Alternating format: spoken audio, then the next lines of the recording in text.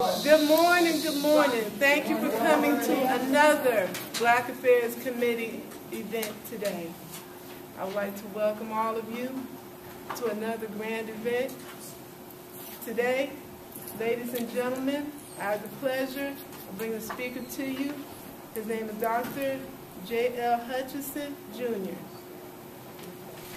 Jimmy L. Hutchinson, Jr. is his formal name. He is a Cleveland native from East 104th and Union Avenue. Dr. Hutchinson recently relocated back to Warrensville, Ohio, after living in San Diego, California for over 20 years. During these years in San Diego, California, he has been blessed to become a successful businessman, radio talk show host, philanthropist, minister of the gospel, and life coach. His success, he says, has come from the hard lessons and mentorship of Black women in his life. He himself has coached and mentored many to become successful professional men and women. He is in the African National Council 2007 Ujama Award winner for the economic development, for which he created 8 new Black millionaires and helped putting 84 people into business. He has worked with the Urban League, the African American Business Women of Vision, Feed the Children, and many organizations, to name a few, over the years. Today he is here to share his experience and motivate those of like mind. Ladies and gentlemen, would you help me to introduce and welcome Reverend Dr. J.L. Hutchinson, Jr.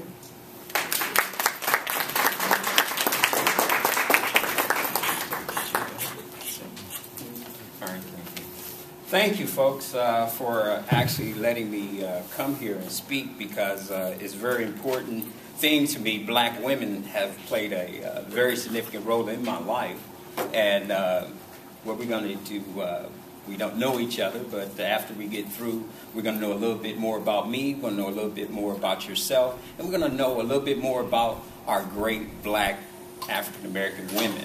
And that's very important. We're going to, I always look at the Black woman as the unsung hero in the Black community. Sometimes we overlook the Black woman. So what I'm going to do today, I'm going to be able to, we're going to talk about the sorrow, the power, the pain. We're going to talk about the community and the freedom that we get when we rely on the power of the Black woman. As far as our Black History Month, we have the shortest month in the year, but we have done so much in this world today, across the country. Even in spent 20 years in California, and over in California is like a different world over there compared to growing up in Ohio. As far as I'm a native from Cleveland, Ohio, I graduated from Law and Public Service High School on 71st and Huff. It was Martin Luther King school there. They started a program for New Magnet High School. I was the second graduating class in 1987.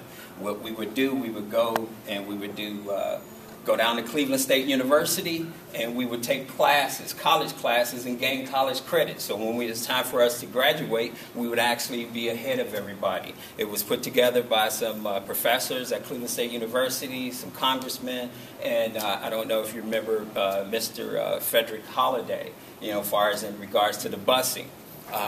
Me growing up in on 104th and Sandusky, I was like a little rambunctious kid, rebellious, and that was a great move for me to go over to the Law and Public Service Magnet High School, because what we were trying to do, that school purpose was to turn around and create more people in public service, more people in the legal business, more people in the community, and it was a great thing. We had my graduating class was about 85 people, And far as the school has grown, it's still there today. One of the great things that if we put our minds together, we can turn around and help some kids and help some people for a brighter future. We're going to be talking about the heritage and the culture of black women. And it's very important because every time we turn around, we have Black History Month. Who do we forget? We forget the black woman. I mean, we really look at it, we do forget the black woman. And the black woman is the one that is keeping our community together.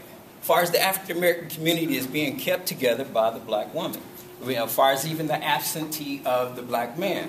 But understanding the purpose, and we're going to talk about the purpose of the black woman in the community. And we have unsung heroes. I don't know if y'all know of Connie Rice. Connie Rice is Condoleezza Rice's cousin. She's a civil rights attorney in California. She's been suing attorneys, suing law firms, suing the police department, anybody as far as discriminating against the black culture in that community, as far as police officers. And she's a civil rights attorney, and she does a number of different things. So some people we don't recognize or remember or even know who they are.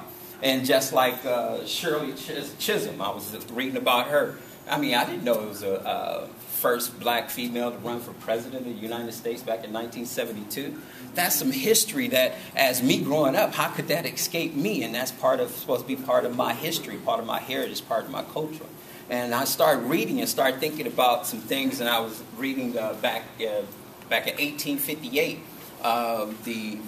back in Kentucky, the economy was bad and everything. This is back in slavery, and the white man didn't have enough money for land or for food. So what they did, they looked to the slave and they started selling the slave. And I didn't know that the black woman, a strong black young woman, was going for a price of $2,000. And they would sell the black woman down to the South. And as that went throughout, they started auctioning off the African-American woman, and they started running away. The black women start running away at night. And we always look at Saturday night as the night that we go out and party and have freedom, but we don't understand that's part of our heritage, because on Saturday nights, that's when the black women ran away at Saturday night, because they knew that it was at night and that the master couldn't advertise to catch them because he couldn't do it until Monday. So they gave them a couple of days ahead so that they could run away. And a lot of people ran away here up to Ohio. Ohio was a free place. That's why a lot of us are here today, because of our ancestors coming to Ohio. And Cleveland was the place that we called the City of Hope. If you didn't know that it was the City of Hope. Can we say that today? Yes, there's a lot of opportunity here in Cleveland for the African American community, and I'm going to talk a little about that too. But I just want you to have a sense of pride and understanding that the black woman is not only just part of the community; she's a very important person in the community, and we all have been raised by black women. And me, myself, I have been raised by a great black woman, because black women, we have our sorrow, we have our pain, we have our sense of our family, but the only thing that we truly want is freedom. And the African-American woman has played a vital role in our history, as I said. As far as in the American Revolution, we have had had the black woman stand up as far as their patriotism, their loyalty and leadership, and as far as their hard work and intellect and artistic experience. As far as black women are very artistic.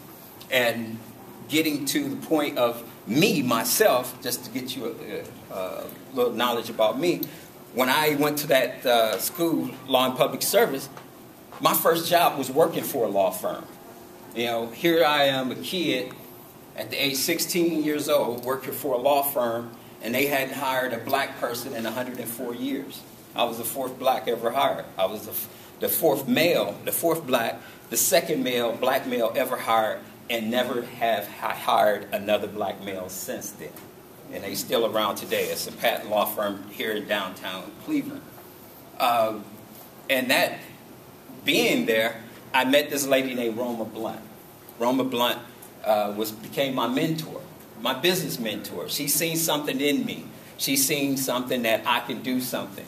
And so she took me under her wing. She introduced me to a lot of people.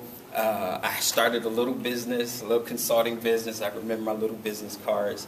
And it was inspiring to see, here's this black woman taking interest in me in this firm that hasn't hired a black person in 104 years. And as of being there, I learned so much from her. And she gave me some advice that I actually used in my life. And just like my mother, she would always chastise me, because when I was in elementary and growing up, I got suspended 47 times. 47 times I got suspended. Could you imagine the stress that my mother would go through? My mother actually quit her job to become a lunch aide at Paul Revere. That's how bad I was. But she was committed because she seen something in me. Even though they even sent a psychiatrist to talk to me, I remember that. They said, well, this guy got to be crazy. I guess the longest I got suspended was 30 days. 30-day suspension. Wow. So I'm at home for 30 days. Yeah. Every week. Probably like every Thursday or Friday, I get a spanking. You know, we call them beatings back then. And my mom, she seen something in me that I didn't see. And we all have kids that's like that. What we do nowadays, we put them on medication, AD, all this different stuff. But you don't know that sometime if you just make a commitment, and the only people that would take a commitment is a black woman, because back in the slavery days, black women was raising the slave masters' kids. I mean, so we need to understand that heritage and that culture is very important to our community. And today, we have different problems with the community, but one thing that we do have, we still have our strong black women. That's very important. If we lose hold of that, we are really in trouble. Because our black men, where are we? Are absentee fathers. I was a teenage father, teenage father and married, just about to graduate from high school. Man, my mom did all what she could to that point. And it was up to me, and the lessons and the things that I had on my subconscious. She used to say stuff to me, and I'd be like, oh, forget it. But later on, when I got older, I remember those things that your mother and your grandmother told you, because she was raised by her grandmother. And my mother has a 10th grade education, but she is so wise. Don't go with that girl. I don't like her. Don't go with that guy. I don't like him. Forget about it. See, our children don't listen because they don't understand our wisdom. And the wisdom, we've been through that. I got 3 boys, and they're here in Cleveland, 24, 23, and a 19-year-old. My 19-year-old called me. He said, Pop, I want to know why I act the way I act. Why am I drinking? I said, wait a minute, I didn't drink. So it was my grandfather that was drinking. He was an alcoholic. So it's those things that I have to rush and tell my children, and I get that information from who? Who do we get most of our stories from? The black woman, our mother. I get the stories from my mom. I didn't know my mother didn't want her, so that's why she was raised by her grandmother. I didn't know why I was fighting in school was because my mother was a tomboy and would like to fight. I didn't know that. My mom always humble and nice, and here's this woman that's beating up people. She even beat up my father when he was in school. She met him in 2nd grade. My father was handicapped. He wore braces, and my mom seen him getting beat up one day, and she came and rescued him, and that's how they got introduced. And my mom even took on their whole family. So it's the thing. My father had 22 brothers and sisters. So that's a lot of kids in Talladega, Alabama. So understanding the history, all the things and the lessons that my mom taught me when I joined the Navy and went to California, I was on my own. And the things that I had to learn was from that black woman. And that black woman meant a lot to me. Those lessons saved my life. People I shouldn't have been with, I chose not to be with. And that's one of the hardest things. Influence is a hard thing for us to get over. I have a daughter. She's 11 years old, and I want to instill those things to her and make sure that she don't make the same mistakes. One of the things that we have missing in the black community is honor. And I'm here today to honor the black woman. And we need that honor in our community. And that honor is very important because all this, when you hear the rap music and what they call the women and the names and all that stuff, that's disrespectful. Because without the black woman, without the woman, period, you would not even exist. You wouldn't even have breath. So us as a black community, understanding that the black woman is the unsung hero because black women can take pain. Pain, can you imagine? You got your son over here, he's acting a fool at school. You got your other kids acting a fool at school. Then you got a couple kids that's doing great. Then they tell you at your job you may get terminated in the next 2 weeks. And then at the same time the doctor says there's something wrong with your heart, you double bypass surgery. That's what my mother went through. And the emotional strain, and then the financial issue and being a single mom. You know how much pain? That's a lot of pain. I don't know if y'all believe in God or anything, but that's important. That's important. God is very important because I like to talk about the purpose of a black woman. Purpose. And see, I have this saying. I said, understand your condition despite your position. See, your condition will change, but your position will never change. With God, your position never changes. No matter what you do, you can say I am whoever, but your position will always stay the same. And God created the woman to be the helper. That's her position. We can't even change it. Even if we wanted to, we couldn't. Because everything that we do, we help. Women help. On the job. That's why with my companies I have, my mom told me, she said, son, if you ever want to succeed, you want your business to go to the next level, hire a black woman. I was like, what? What are you talking about? She said, put a black woman in position. I'm not talking about a small position. I'm talking about a manager. And for a couple years, I said, oh, Ma, I don't know what she's talking about. I had a couple guys and stuff like that. And they ripped me off. They did some things and wasn't doing anything that needed to be done. But as soon as I hired a black woman, I tell you the truth, things change. Completely changed. Even the environment in the office changed. Everybody had some dignity to themselves. So everybody started coming dressed up. I was like, why are you dressed up? Oh, because she's dressed up. So everybody's trying to outdress each one. And then I started dressing up. It even changed me. And then we actually end up having a professional environment because of the influence. And then at the same time, she made sure she took care of everybody. Everybody's issue, just like a mother. That was motherly instincts, taking care of everything. And then when there was a problem that arose, before she would come to me, she would take care of the problem. And then she said, oh, we had this problem over here, but don't worry about it. I said, well, where's the secretary? Oh, well, she got terminated. I was like, oh, my God. She said, well, don't worry about it. We got somebody new coming in. Man, that is so heartwarming to have somebody to help you out and take control, especially when you're trying to run a business. A black woman is amazing. Y'all are some amazing people. I'm always in awe. I'm always in awe of my mother and black women and what they do. I'm not part of the payroll, but everybody should get paid a little bit more if you're a black woman. Serious. Because of all the strain and the troubles. And let me tell you something. Back in the history, when the slaves were running, they couldn't read. But they depended on the black woman because, you know why? Because she knew to look at the tree and she see the mold on the tree, the moisture on the tree, and she can tell that means north because down south it would actually, the sun would come up and the mildew or the mold would be on the north side. And she followed that. And that's where they would go. And they would go at night and they would go in the day, early in the morning. That's amazing because understanding what to do and how to do it in detail. I met a young lady over 20 years ago. I went to her job. I said, hey, how you doing? She was typing. She was reading this thing that was on, they were talking on the television monitor, and she was typing everything they said. She was pulling something out of the printer. She was talking on the phone, and she was talking to me.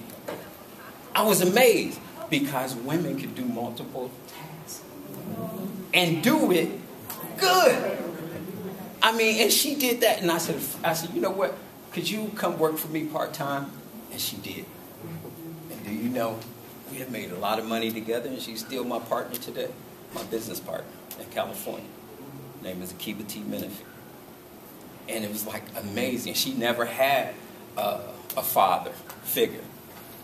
So it's like, that's almost like my daughter now. I mean, she's just a year younger than I am, but it's like, that's like my daughter. And I'm like her father figure. So when she needs advice or different things, and we talk. So black women, I know personally and financially, have been a blessing to me. And I want you to know that the black women that have been in your life, and you as a black woman, you are a blessing to many people in your life that you don't even know. That you don't even think that they think about what you said. A son in jail thinking about the things that you had told them years ago.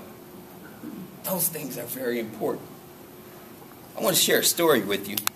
Quick little story. When I was a little kid, me and my sister and my brother, we'd go to Higbee's. Higbee's, I see they turning it into the gambling place. I'm not into casinos. But they used to have the Christmas thing up there, with all the little toys and the little things doing this and stuff. Incredible. So we used to go there, and we would race to get there. And my brother would get on the escalators, my sister would get on the elevator, I'd be at the steps. And we said, ready, set, go. And we'd take off. And my brother, he'd get on the escalator. You got people standing there, and you got to go around them, and then you can run a little. And then my sister, she'd get on the elevator, have to stop at the different floors. And me, I had to run as fast as I can to get up to the stairs. And there's a lot of stairs. My brother, he would get as far as he could on the escalator. And, in Higbee's at that time, you had to get off the escalator and get on the elevator to go to the next 2 floors. My sister would end up catching him. They'd be tied together. And then me, I would actually barely get there. But it would be on my own time. And then when I got there, sometime the door would be locked, or my brother would come and open the door to the stairs. In life, we have those situations where right now, a lot of you have been taking the elevator or the escalator to get to where you are right now in regards to under someone else's power and somebody else's control. You haven't had real control of the things that you wanted to do. The job, you want to take an hour lunch break instead of 30 minutes. You want to take some time off, and you can't take that time off. Today, I'm going to tell you, in order for you to get to where you need to go sometime, you got to take the stairs. You have to take the stairs sometime. And that's under your own power, and it's going to be some pain. You're used to the endurance of pain, so God's power, the natural, because God wants to work through us to do the things that need to be done. Because we have those desires in our heart. Like the little kid that wants to play the piano, and he's trying and he's frustrated and it just can't come through his fingers. But it's the music in him.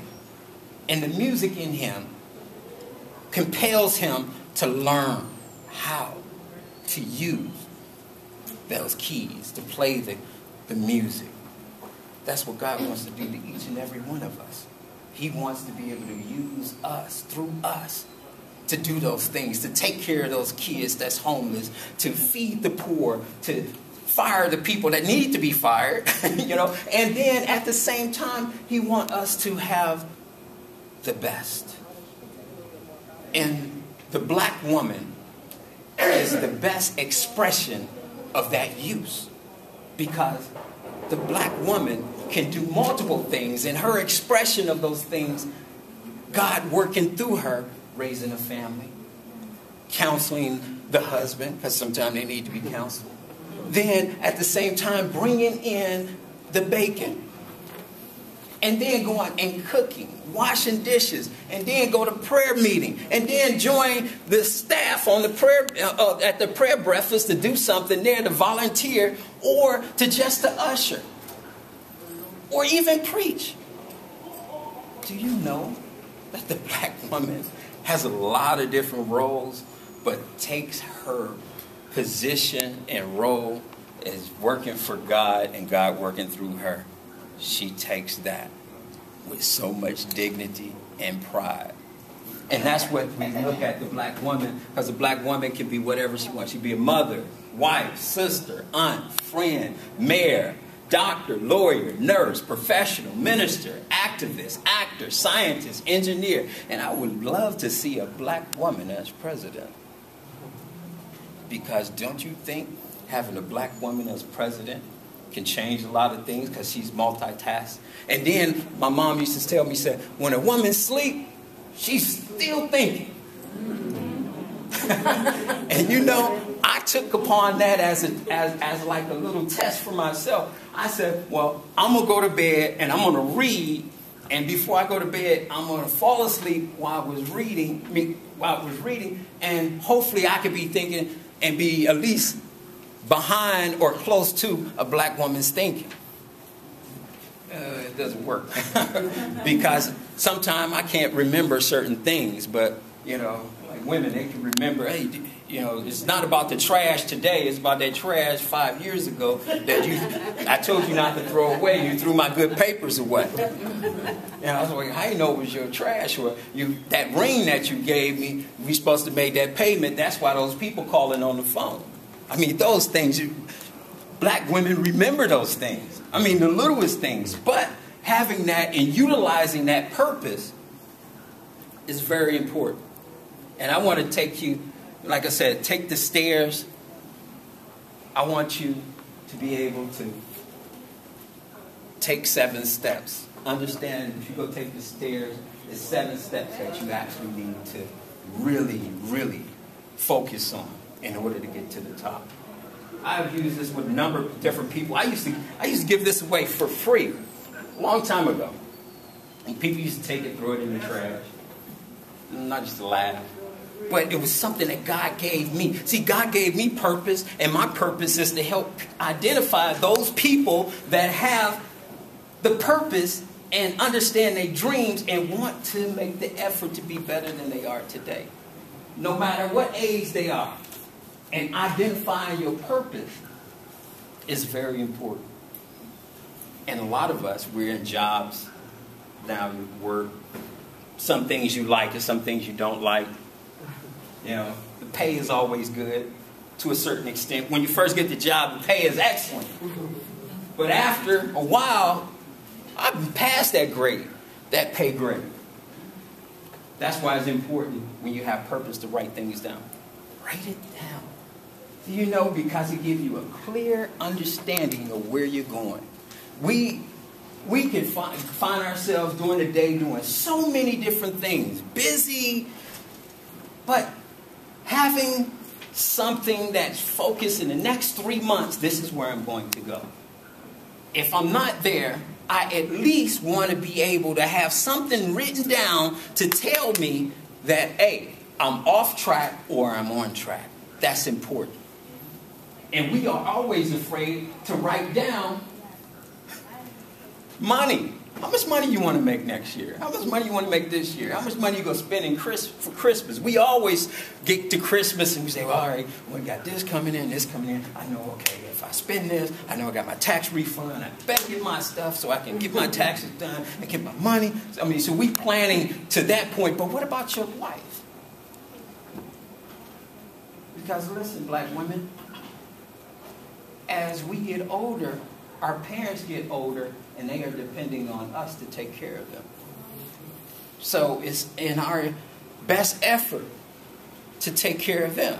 That's one of the main reasons why I'm here in Cleveland. My mom just turned 60 years old in December. You know, it's the first time she ever had a birthday party. It was like, whoa. But my mom's 60, but she's in the body of almost an 80-year-old woman with the diabetes, the legs swollen, you know, had open heart surgery. She just had congestive heart failure back in October. You know, so it's like, I have to plan. My mom told me, she said, "You are my retirement plan." I was like, "What?" She said, "Because I took my time and left my job and start working as a lunch aide." You know, I thought it was for the free lunch. So, whatever you choose to become, be the best. Be the best. I mean, that's important. This is all.